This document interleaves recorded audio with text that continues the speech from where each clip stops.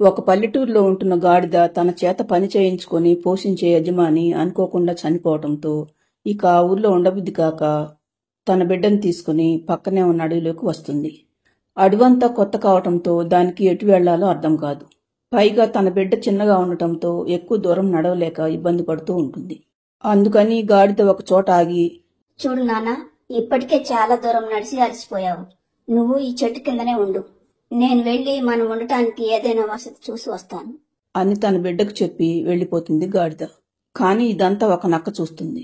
గాడిద పిల్లను చూసిన నక్క, ఈ గాడిద పిల్లకు మాయమాటలు చెప్పి తీసుకువెళ్ళానంటే నాకు నా భార్యకు 2 రోజుల వరకు ఆహారానికి సరిపోతుంది అనుకున్న నక్క కొద్దిసేపటి తర్వాత పిల్లగాడి దగ్గరకు వచ్చి, ఏంటి బుజ్జిగాడిదా, మీ అమ్మ కోసమైనా ఎదురు చూస్తున్నావు? అవును, మా అమ్మ మేము ఉండటానికి ఇల్లు చూసి వస్తానని చెప్పి వెళ్ళింది.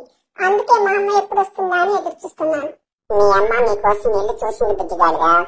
తను మీకోసం ఇల్లు చూసి మీరు తినటానికి ఆహారం ఏర్పాటు చేసే పనిలో పడింది. అందుకే నిన్ను ఇంటికి తీసుకురమ్మని నన్ను నీ దగ్గరికి పంపించింది.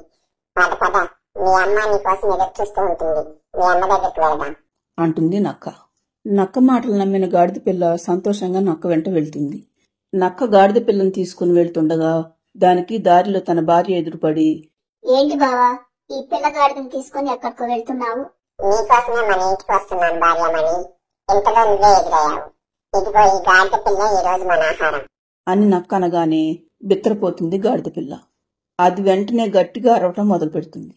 గాడిద అరుపులు విన్న ఒక ఏనుగు నక్క గాడిద ఉండే చోటుకు వస్తుంది. నక్క సంగతి తెలిసిన ఏనుగుకు పరిస్థితి మొత్తం అర్థమైపోతుంది. అది వెంటనే నక్కతో, ఏంటి నక్క బావా, ఈ రోజు అప్పుడే నీ పనితనం మొదలు పెట్టావా? ఇది వరకు పెద్ద జంతువులను మాత్రమే నమ్మించి మోసం చేసి ఆ పెద్ద పులి దగ్గరికి తీసుకువెళ్లేవాడు. ఇప్పుడు చిన్నపిల్లల్ని కూడా వదలకుండా నువ్వే చంపటం మొదలు పెట్టావా? అబ్బే అదేం లేదు ఏనుగు మామ. ఈ పిల్లగాడిదను వాళ్ళ అమ్మ దగ్గరికి తీసుకువెళ్తున్నాను అంతే. వాళ్ళ అమ్మ దగ్గరికి తీసుకువెళ్తుంటే అది అంత పెద్దగా ఎందుకు అరుస్తుంది? నీ జిత్తులు మారు మాటలు నా దగ్గర చెప్పకు. వెంటనే మీరిద్దరూ ఇక్కడి నుండి వెళ్లిపోతారా, లేకపోతే నా తొండానికి పని చెప్పమంటారా అని ఏనుగు అనటంతో ఏనుగు గురించి తెలిసిన నక్కలు రెండు ఏనుగును మనసులో తిట్టుకుంటూ అక్కడి నుండి వెళ్లిపోతాయి. ఏనుగు గాడిద పిల్లతో, నువ్వేమీ భయపడకు, నిన్ను మీ అమ్మ దగ్గరికి తీసుకువెళ్తారా అని ఏనుగు గాడిద పిల్లను వెంట పెట్టుకుని వస్తుండగా తల్లి గాడిద వాటికి ఎదురుపడుతుంది. తన బిడ్డను చూడగానే గాడిద, ఎక్కడికి వెళ్ళావు చిన్నా? నిన్ను ఈ చెట్టు కిందనే ఉండమని చెప్పాను కదా. నన్ను నువ్వు తీసుకురమ్మన్నావని చెప్పి ఒక నక్క తీసుకువెళ్ళిందమ్మా. అది నన్ను చంపాలని చూస్తుంటే ఈ ఏనుగు మామ ఆ నక్కకు బుద్ధి చెప్పి మళ్ళీ నన్ను నీ దగ్గరికి తీసుకొస్తున్నాడు. అయ్యో, కాసేపు ఉంటే ఎంత ప్రమాదం జరిగుండేది. నా బిడ్డను ఆ నక్క బారి నుండి రక్షించినందుకు చాలా కృతజ్ఞతలు ఏనుగన్నా. సరే గాడిద మిత్రమా, నువ్వు మీరుండటానికని ఇల్లు వెతకటానికి వెళ్లేవట కదా, దొరికిందా మరి? లేదు ఏనుగన్నా, ఇక ఈ రోజుకు దొరకనట్లే. ఈ రాత్రికి ఏ చెట్టు కిందన్నా తలదాచుకుని రేపు మళ్ళీ ప్రయత్నిస్తాను. ఈ చిన్న బిడ్డతో చెట్టు కింద ఏముంటావులే, నీకు ఇల్లు దొరికే వరకు నేనుండే చోటు ఉందిగానిరా అని ఏనుగు అనటంతో గాడిద సరేనని ఒప్పుకుంటుంది. అవి గుహలోకి వచ్చేసరికి అక్కడొక పిల్ల ఏనుగు ఉంటుంది. మరుసటి రోజు ఏనుగు గాడిద ఆహారం కోసమని అడవిలోకి వెళ్తాయి. అప్పుడు గాడిద ఏనుగుతో, ఏంటి ఏనుగన్నా, రాత్రంతా నీ కొడుకు దగ్గు ఆయాసంతో చాలా బాధపడుతున్నట్టున్నాడు. అవును గాడిద మిత్రమా, వాడు పుట్టగానే వాడి తల్లి చనిపోయింది. వాడిని చూసుకుని బ్రతుకుదామని అనుకున్నాను.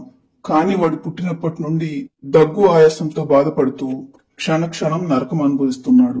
ఎన్ని మందులు వాడినా వాడికి దగ్గు ఆయాసం తగ్గటం లేదు. వాడి అవస్థను చూసి నేను బాధపడటం తప్ప ఏమీ చేయలేకపోతున్నాను. వాడి దగ్గు ఆయాసాన్ని నేను తగ్గిస్తాను ఏనుగన్నా. 1 వారం రోజుల పాటు నీ కొడుకు నా పాలు తాగాడంటే వాడి దగ్గు ఆయాసం పూర్తిగా తగ్గిపోతుంది. కాకపోతే నా పాలు త్రాగిన తర్వాత ప్రతిరోజు బాగా నడవాలి. ఈ రోజు నుండి నీ కొడుకు నా పాలు తాగించడం మొదలు పెడతాను అంటుంది గాడిద.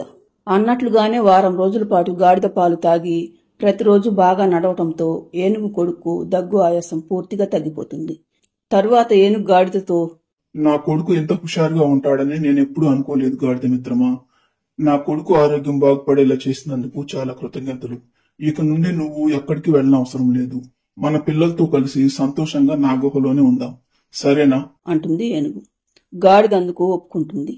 అప్పటి నుండి గాడిద ఏనుగు చాలా స్నేహంగా కలిసిమెలిసి ఉంటాయి. ఫ్రెండ్స్, ఈ స్టోరీ నచ్చితే లైక్ చేయండి, ఛానల్ను సబ్స్క్రైబ్ చేసుకోండి.